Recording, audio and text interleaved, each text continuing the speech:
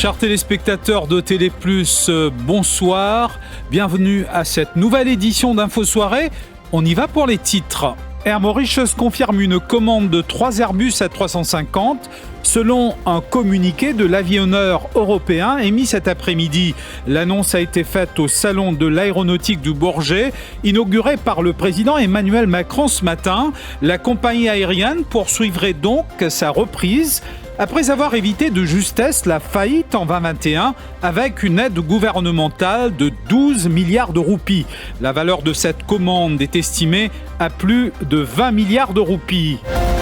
Les funérailles de ce Binod Bacha ont eu lieu à la mi-journée au crématorium de Solferino avec de nombreuses personnalités présentes pour rendre un dernier hommage à cet ancien chef de la fonction publique.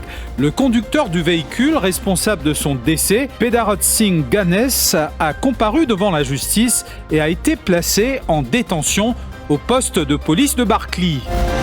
Et puis, vague de transferts et promotions au sein de la magistrature, avec notamment le transfert de la magistrate Vidya Mangroo Jagannath au bureau du directeur des poursuites publiques. Sur la liste, l'on retrouve aussi Vinesh Elaya, frère de Danesh Elaya, interrogé dans l'affaire de l'octroi des contrats par Mauritius Telecom sous Sherry Singh. Depuis près d'un mois, une habitante de l'Ouest est à la recherche de sa fille mineure, âgée de 15 ans, qui a fugué depuis le 24 mai dernier. Les premières informations indiquent qu'elle aurait été entraînée dans un réseau de prostitution.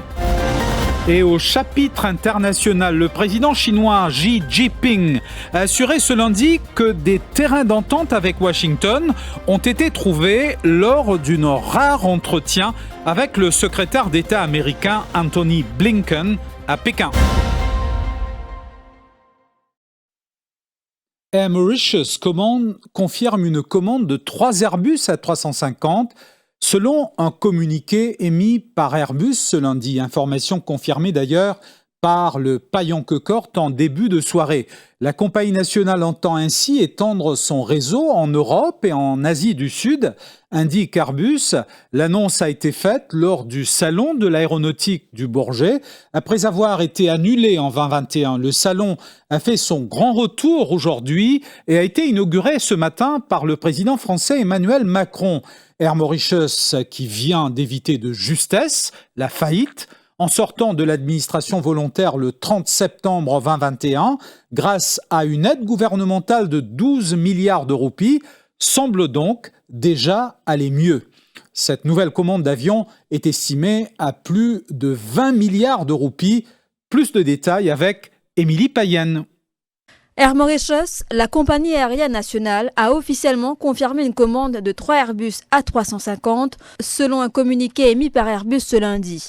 L'objectif de cette commande, selon Airbus, est d'étendre le réseau MK en Europe et en Asie du Sud. Le CEO d'Air Mauritius, Krezimir Kouchko, a déclaré « Les A350-900 supplémentaires nous aideront à renforcer notre réseau européen et à poursuivre notre croissance sur d'autres marchés.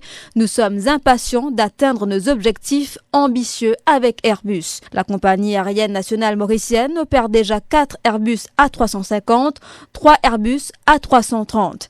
Air Mauritius est fier de renouveler sa confiance en Airbus et ses produits, poursuivant ainsi un partenariat vieux de 3 décennies, a ajouté Krezimir Kouchko. Nous vous rappelons qu'Air Mauritius est récemment sorti d'une période difficile ayant évité de justesse la faillite en sortant de l'administration volontaire.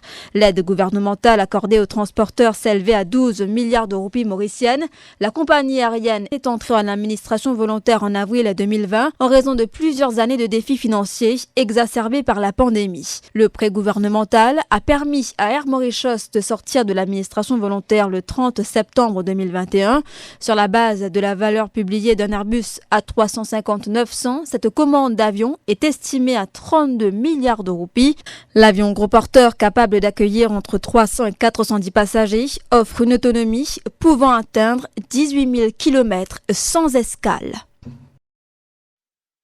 Les funérailles de Binod Bacha ont eu lieu à la mi-journée au crématorium de Solferino. Ce matin encore, de nombreuses personnalités se sont succédées pour rendre un dernier hommage à cet ancien chef de la fonction publique à la chapelle Moura à Petite-Rivière. Ce Binod, vous le savez, a été percuté par un véhicule samedi après-midi sur l'aire de stationnement d'Orchard Center à 4 bornes. Pedarot Tsinganes, le conducteur du véhicule, a comparu devant la justice ce lundi, puis placé en détention en poste de police de Barclay. Le point avec Didier Rose. Pedarot Tsinganes a comparu devant la justice pour homicide involontaire. Après son inculpation, cet homme de 55 ans a été interrogé au poste de police de 4 bornes, puis placé en détention à Barclay. La prochaine comparution de ces habitants de ce DNAC a été fixée pour ce vendredi. Le jour du drame, une caméra a capturé les instants ayant mené à cet accident fatal. On aperçoit ce Binod Bacha qui traverse la sortie de l'aire de stationnement d'Orchard Center. En quelques secondes seulement, un véhicule, une Toyota Yaris, arrive et percute la victime. La tête de ce Binod Bacha heurte violemment l'asphalte et il se retrouve même coincé sous le véhicule. Transporté d'urgence à l'unité des soins intensifs de l'hôpital Victoria, il devait subir une opération dans la soirée. Mais il a rendu l'âme avant. L'autopsie pratiquée a révélé une fracture du crâne. Ses funérailles ont eu lieu ce lundi. Ce Binod Bacha est l'un des rares fonctionnaires et conseillers à avoir servi sous 4 premiers ministres de Sir Sioussagor Amgoulam à Pravin Jagnot. Vague de transferts et de promotions au sein de la magistrature. Ils sont plus d'une dizaine de magistrats qui sont concernés. Une décision de la Judicial and Legal Service Commission est sur cette liste de transferts. Un nom qui suscite des interrogations, celui de la magistrate Vidya Mangroo Jagannath. Elle occupait le poste de Senior District Magistrate, tribunal de Bambou. Vidya Mangroo Jagannath a été transférée au bureau du directeur des poursuites publiques, de même que Vignesh Elaya, le frère de Danesh Elaya, interrogé récemment dans l'affaire dite cuivre de la Mauritius Telecom. Ashna Nokchedi Rabo nous en parle. Son courage a été salué à plusieurs reprises. Vidya Mangroo Jagannath est celle qui avait présidé l'enquête judiciaire sur la mort de l'ex-agent du MSM, Supramanya Krishnan, au tribunal de Mocha. Et dans son rapport, elle avait émis de sévères critiques contre la police. Elle a également rayé l'accusation provisoire de trafic de drogue contre Akil Bissessar et n'avait pas mâché ses mots contre la Special Striking Team. Avant son transfert, Vidya Mangroo Jagannath présidait les travaux dans l'affaire de blanchiment d'argent contre Jean-Hubert Sellerine, alias Franklin. Il ne s'agit pas là d'une promotion, car de Senior District Magistrate, elle retrouve l'équivalent de son poste de Senior State Counsel au bureau du DPP. Vignesh Elaya a aussi été muté au bureau du directeur des poursuites publiques. Le magistrat siégeant en cour de Rosehill avait fait parler de lui après avoir refusé de signer le mandat de la SST afin de perquisitionner le domicile de la belle-mère de l'avocat Sanjeev Tilakdari. Il est aussi le frère de Danesh Elaya, Deputy Managing Director de Huawei Technologies, qui a été interrogé par l'équipe de l'ASP Jagai dans l'affaire dite cuivre. Kevin Morgan, Senior District Magistrate en cour intermédiaire, transféré également au bureau du DPP, et les 2 autres State Counsels, Roshan Santoki et Nataraj Munisamy, ont été promus Assistant Acting DPP. Roshan Santoki s'était fait remarquer dans l'affaire de remise en liberté de Bruno Lorette en tant qu'avocat de la poursuite. Plusieurs autres personnes sont également concernées par ces transferts de la Judicial and Legal Service Commission. Elle est présidée selon la section 85 de la Constitution par l'actuel chef-juge, en l'occurrence Reana Mungli-Gulbul. Les autres membres sont l'actuel Senior Puisne Judge, soit Niamala Devat, l'actuel chairman de la PSI, Vidyanan Lachmi Parsad, et le dernier membre est un juge nommé sur la commission par le président après consultation avec la chef-juge. Les débats entourant la motion de remise en liberté de Vimen Sabapathy repoussés à une date ultérieure. Une décision de ses avocats en cour de district de Port-Louis cet après-midi. Maître Siddhartha Hawaldar s'est expliqué. Jusqu'ici, son client n'a toujours pas été interrogé dans l'enquête sur l'affaire de trafic de drogue. Pour cause, Vimen Sabapathy conteste en Cour suprême que la SST mène cette enquête, d'où la décision de repousser les débats sur la bail motion. Maître Siddhartha Waldar est au micro d'Alkiz Ramdin. Afin bail motion, pour une raison bien claire, nous demandons la Cour suprême par une application qui fin entendu Zodi même, nous demandons que SST n'est plus continuer à faire l'enquête. Quand on fait une bail motion, l'essentiel, qui est un bon bout de l'enquête, une mise en fini faire, ou soit l'enquête incomplétée. Alors, nous l'enquête pas complétée parce qu'il nous encore peut attendre qui tire ça dans la main SST. Mais comme on connaît, le commissaire Zodi, il prend une position, quand il dit qu'il pour lui, il y a un sub-teams dans SST, alors ça apparaît sur SST. Alors, c'est une affaire qui nous faut besoin de la guerre à la Cour suprême avant, pour l'enquête capable de progresser. Et c'est là qui nous rentre dans une motion for bail. Et Vimen Sabapati sera par ailleurs interrogé au Central CID demain. Il s'agit cette fois de l'enquête initiée suivant son affidavit contre les méthodes de la SST et de la clé USB contenant des dénonciations contre les policiers. Maître Mélanie Naguen explique que son client a été confronté à la bande sonore et explique qu'il a déjà identifié les policiers avec qui il a conversé. Écoutez. Alors, l'enquête continue à Alkiz demain à partir de 10h le matin. L'IN déjà commence à déballer un peu tout les affaires qu'il y a dans son sac, comment nous dire, il donne un pendrive et il peut expliquer comment l'IN a contact avec Manali, le PC Manali. L'IN aussi écoute certains bandes recording et fait face à une transcription des officiers de la Central CID.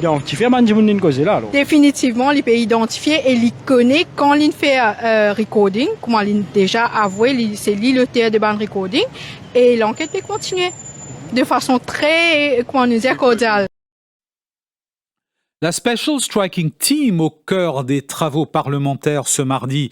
L'équipe dirigée par la SP Ashik Jagai fera l'objet d'au moins 4 questions adressées au Premier ministre et au total, pas moins de 12 questions seront adressées au chef du gouvernement. Autre sujet qui retiendront l'attention à l'Assemblée nationale demain, l'interrogatoire de Yogida Sorminaden dans l'affaire d'emploi fictif allégué, l'importation de bétail pour la fête Idoul Adha ou encore le recrutement dans le secteur touristique. Émilie Payen. Pravin Jugnut sera interrogé par Nando Boda, leader du Rassemblement mauricien, sur la composition de la Special Striking Team et des allocations payées à ses membres. La deuxième question, ciblant cette même équipe, provient du député du MMM Adil Amir Mia. Celui-ci souhaite connaître l'avancée de l'enquête impliquant des officiers de la SST dans un accident de la route à Port-Louis le 3 juin dernier. Nando Boda reviendra à la charge avec la même question en évoquant cette fois un cas de brutalité policière alléguée suivant cet accident à Port-Louis. Quant au député du Parti travailliste, le docteur Farhad Omir, il veut connaître le nombre de plaintes consignées contre l'équipe de la SP Ashik Jagai et la nature de ces plaintes. Autre sujet qui polarisera l'attention durant cette tranche de questions adressée au Premier ministre, celui du député mauve Rajesh Bhagwan sur l'interrogatoire de Yogida Sorminaden dans l'affaire d'emploi fictif allégué. À l'agenda des questions adressées aux autres ministres, la construction des logements sociaux, le recrutement dans le secteur touristique, l'importation de bétail pour la fête Idoul Adha ou encore la participation de Maurice au prochain Jeu des îles à Madagascar. Et nous passons maintenant à une page de pub. Je retrouve tout de suite après.